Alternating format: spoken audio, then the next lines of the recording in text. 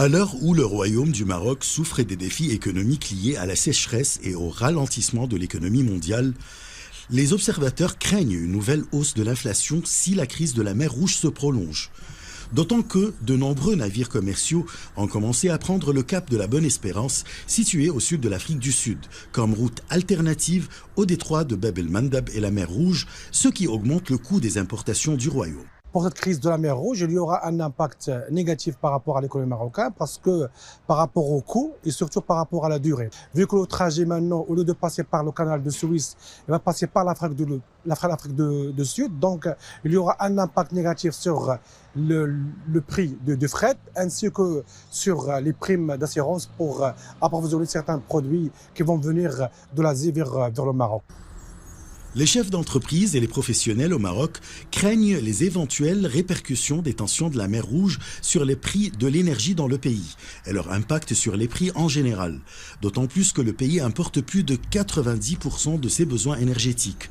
À cet égard, les experts appellent le gouvernement à élaborer un plan urgent pour éviter cette crise potentielle. Le Maroc importe via ce corridor un groupe de biens et matériaux de base, notamment des matériaux énergétiques et des dérivés de carburant. Ça ne peut pas être contrôlé, ce qui oblige le gouvernement à développer un programme comprenant l'anticipation des dangers potentiels au cours des années à venir et le développement de stratégies alternatives pour certaines des pertes attendues.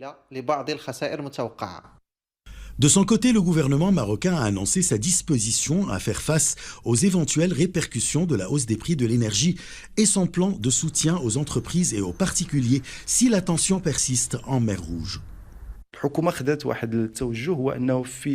L'approche du gouvernement, si le prix du carburant augmente, est d'intervenir en faveur de ces professionnels.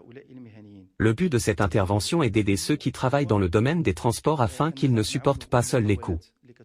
Deuxièmement, nous aidons les familles qui dépendent pour leur consommation d'un groupe de produits transportés depuis différentes zones reculées.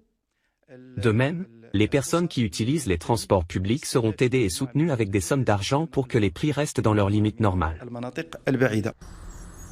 Depuis la mi-novembre 2023, la région sud de la mer Rouge, plus précisément le détroit de Bab el-Mandab, est confrontée à des attaques lancées par le groupe yéménite Houthi contre des navires liés à Israël qui se sont ensuite élargis aux navires américains et britanniques en soutien aux Palestiniens, ce qui a affecté la navigation dans la mer Rouge et le commerce mondial.